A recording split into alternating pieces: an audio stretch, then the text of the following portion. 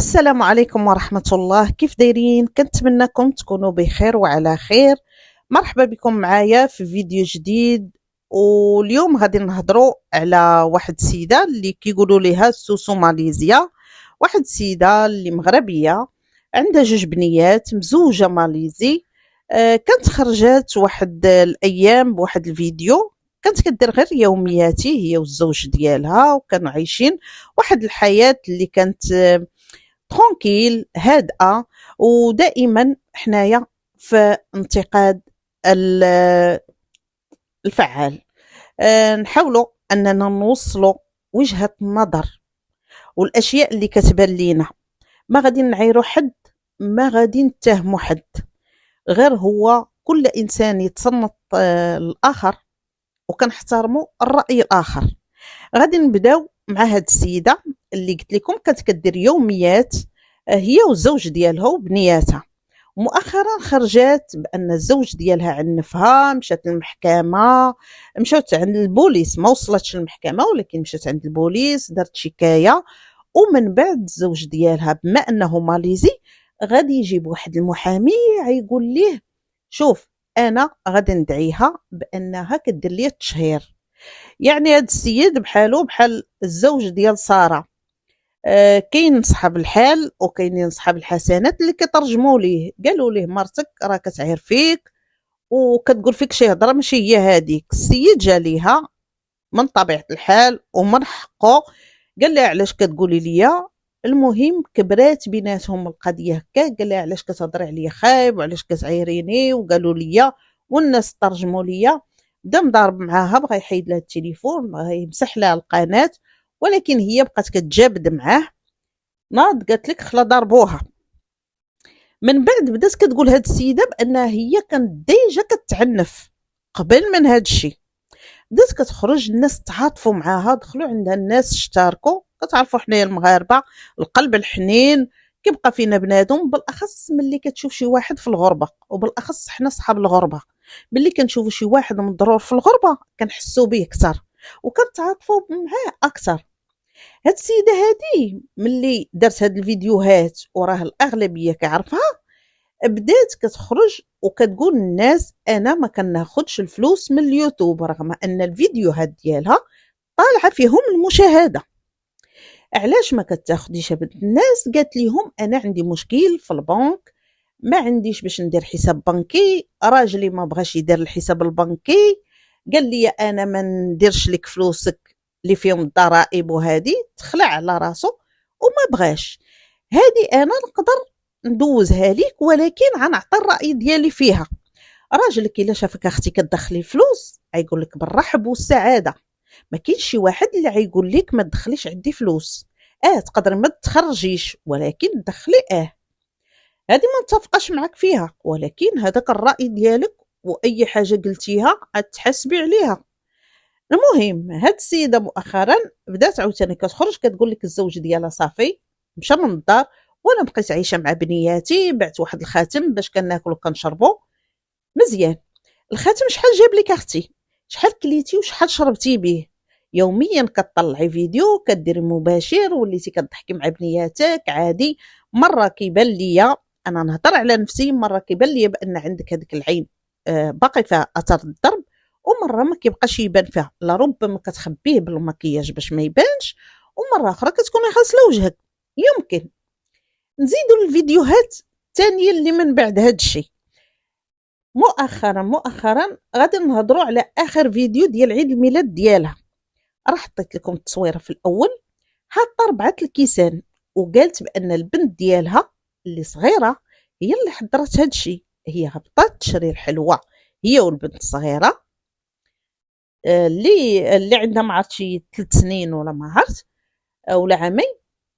المهم والبنت الاخرى قالت لك دارت الام ديالها مفاجاه. واخا حنايا معاك في هذه القضيه، دارت لك البنيته مفاجاه، صوبت الطابله. كيفاش البنت غتصوب 4 الكيسان؟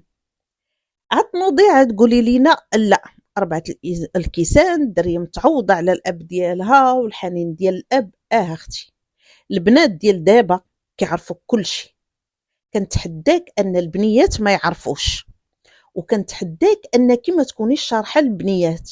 راه البنيات غير نهار ملي غيبغيو ينعسوا غيقول لك فينا بابا، تقول لهم خدام، عارفين بابا راه خدام، ولكن بابا كيجي بالليل، الغد ليه غتكذبي عليهم، بعد منه غادا تكذبي عليهم. واخا نخليو حنا البنات ما قلتيش ليهم وكذبتي عليهم، قال لهم بابا راه مسافر او خدام او شي حاجه. ولكن ملي سولوك المتتبعين ديالك، المتتبعين اللي متعاطفين معاك، الناس اللي كيعطيوك اللايكات والمشاهدات باش انت تدخلي الادسنس، يعني خص تكون واحد المصداقيه. انت شنو كتقولي ليهم ملي سولوك على الحمات ديالك؟ قالوا لك واش في خبارها؟ قلتي لهم ما في خبارهاش. الزوج ديالك اختي فين كنعس؟ فين كيبات؟ على ما رجعش عند مو؟ النهار الاول ملي تزوجك على ما قالهاش لمو؟ على ما يقولش لمو بانه مخاصم معاك؟ ما يقولش لمو انا راه مشيت للكوميساريه؟ وما يقولش لمو انا عندي مشكله معاها؟ انا هذه ما متفقاش معاك.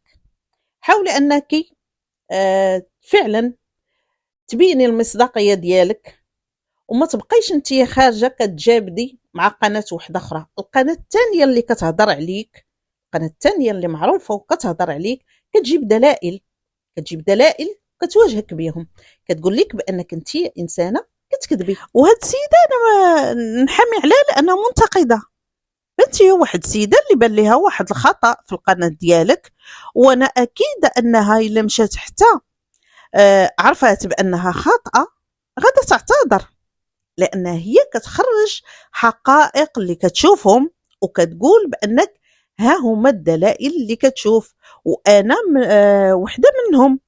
انا كنشوف بانك نتيا حاطه 4 الكيسان، زائد ان البنت ديالك ملي جات تسد الباب راه دارت واحد الحركه اللي ماشي هي هذيك، يعني واحد الحركه اللي كتخبي. والوليدات الصغار راه كيكونوا عفويين، اي حاجه كيديروها راه ما كيخطوش ليها.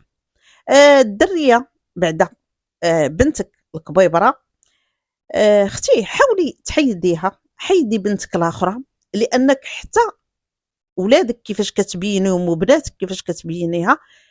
الام اللي كتكون كتكذب، انا نقولها لك، الام اللي كتكون كتكذب، هادشي راه ماشي كنجبدو من راسي، ولكن هادشي في علم النفس. الام اللي كتكون كتكذب كتعيش الوليدات على الكذوب، كتعيش الوليدات انهم يمثلوا قدام واحد اخر. الا قول باك ما كاينش، ديك الحركه ديال الا دق عليك الجار قول ليه باك راه ما كاينش وباك راه كاين.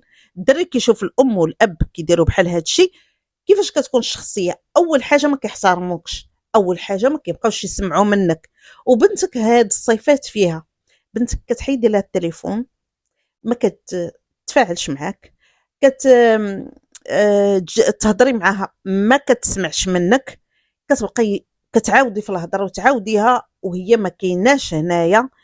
يعني حاولي انك تركزي على تربيه البنات، ما تقوليش الرزق ديال هاد البنات ولا الادسنس باش نوكلهم ونشربهم. انت ما والداش، انت والده بشر، والده وليدات، والده واحد 2 بنيات اللي غيكونوا واحد الجيل القادم. يعني ربيهم اختي، ربيهم اكثر ما تقلبي ليهم وما يديروا الام الام. ربي كيقول لك راه حنا نرزقكم واياهم. اذا هاد الوليدات ولا هاد البنيات ربي كيعطيهم الرزق ديالهم، غير حنايا ما بقيناش كنقنعوا، غير شفنا هاد اليوتيوب ولينا جاهلين، ولينا باغيين الفلوس، ولينا باغيين الديور، ولينا باغيين الطوموبيلات، ولينا نطلقوا الرجاله حيت حازقين ما عندهمش فلوس، كنرجعوا لهم كاع اللومه. انت اختي كنتي عايشه هانيه انت وراجلك، ضربت لك هذه الفكره ولا ما عرفت تشوفي شنو عندك، ولا انت فعلا متفقه مع الزوج ديالك. لان ماشي غير هاد التصويره، راه كاينه تصويره واحده اخرى انا غنحطها، تصويره شي واحد هز واحد الطبسيل حيدتيه، كانوا محطوطين الطباسل من بعد حيدتي واحد الطبسيل حطيتيه في الجنب باش تبقاي موريه غير 3 طباسل، جايبه 4 طروفه ديال الحلوى. شنو هو انت تاكلي جوج وهما ياكلوا وحده وحده؟ انت من راسك وجبد عاد قولي انت، بما انك عارفه كاينه واحد المنتقده اللي كتقول لك بانك كذابه، انت ما تعطيش فرصه، انت عاد تصوبي داكشي بالحساب. ولكن انت الهدف ديالك من هذه المنتقده انها تبقى تهضر عليك باش الناس يزيدوا يقلبوا عليك ويقولوا شكون هي هاد السيده اللي كيقولوا عليها كذابه. يعني في مصلحتك انت كتخدمي ذكيه، انت كتخدمي ذكيه، يعني كتخلي الناس اللي غيهضروا عليك، تخلي الناس اللي ينتقدوك باش تقدري تطلعي القناه ديالك. شتي المتفرج؟ المتفرج هو انسان يطلعك حتى للسما يهبطك حتى الارض. راه شحال من وحده طلعت شحال، ومن بعد بداو كيفرشوا فيها وبداو كيعرفوها بانها كتكذب، ولاو كيعرفوها بانها كتستغلهم، لان هذاك الشيء استغلال. وهذيك الفلوس اللي دخلتيهم على هذوك البنات وبالطريقه ديال الاستغلال والنصب والضحك على عباد الله، اختي هذوك راه فلوس حرام. غتوكلي بناتك فلوس الحرام، وإلا وكلتي فلوس الحرام لبناتك والله الا فرحتي بيهم، اقسم بالله تتخرج لك ذريه ما فيها ما يطلبق. تقي الله الا كان هاد الشيء اللي فعلا كيقولوا عليك بانك كتكذبي وبان الزوج ديالك معك، اتقي الله. حاولي انك تصلحي الامور، حاولي انك بلا كاع ما تخرجي تعتذري ديري فيديو بانك تصلحتي مع الرجل ديالك وعفى الله عما سلف. حاولي ديري واحد النموذج، واحد المحتوى كيف ما كنتي كديري دابا ولاو عندك مشتركين، قول لهم غنحاول انني ندير معكم خرجات مع الزوج ديالي وهذه، بلاش داك البكاء وبلاش واحد عزة النفس. عزة النفس، شي الانسان الا ما كانتش عنده عزة النفس راه ما عنده والو. انت كتعلمي اختي بناتك ولاو كيوقفوا، ولات وحده كتهز الفلوس كتبينهم يعني عندكم فلوس، يعني عندك انت فلوس باش تجيبي حلوى، عندك فلوس باش ديري عيد الميلاد، من بعد كتقولي لا انا عندي الخبز كارم غنقطعوا ليهم ندير لهم زبيده وخبيز. انت متناقضه مع نفسك، انت بوحدك كتجاوبي راسك. شدي حاجه وحده، يا عندك يا ما عندكش. لا هو اللي كيخلص الكرا، دابا 3 شهور ما حدو كان جالس فيها راه كان كيخلص الكرا، لا راه هو كيخلص لينا الكرا. عاوتاني لا راه هو ما كيخلصش لينا، هاد الشهر راه يجريو عليا. عاوتاني لا انا راه غنمشي نشوف شنو نخدم. ملي كيقولوا لك خدمي يا اختي في الحلوه كتقولي السيده اللي كتهضر معاك في اللايف كتقولي ليها واش الحلوه شحال جابت لك الشهر الاول، واش تقدر توكلني وتشربني؟ وانت يا اختي بغيتي اللوخو، انت يا باغا الفلوس ديال الهاي. تقدر انت كاع الا ما عجبتكش ديك البلاد ولقيتها بان ماشي البلاد اللي تقدري تستقري فيها وديري فيها واحد المستقبل لبنياتك، زي بنياتك وزيدي لاي بلاصه، سيري لاوروبا، رجعي للمغرب، شي المغرب وديري لاباس. راه المغرب فين تبان اوروبا؟ المغرب ديري لاباس. ياك عندك قناتك سيري قولي انا رجعت للمغرب وانا بركت انا وبنياتي وغندير مشروع في المغرب، تما ديري ديال الحلوه. وفي الاخر ملي هضرت معك السيده رجع لك اللايف، السيده ملي هضرت معاك في الاخر بقيتي كتسولي فيها شحال كتدخلي والشهر الاول واش نقدر نبيع وهذه وهذه. ملي السيده بقات كتقول لك وكتشجعك كتقول لك راه فيها الفلوس وانا خدامه بها وراه هزه بها داري وهذا الشيء كامل، في الاخر وانت تقولي ليها انا والله ما كنعرف نصاوب الحلوه.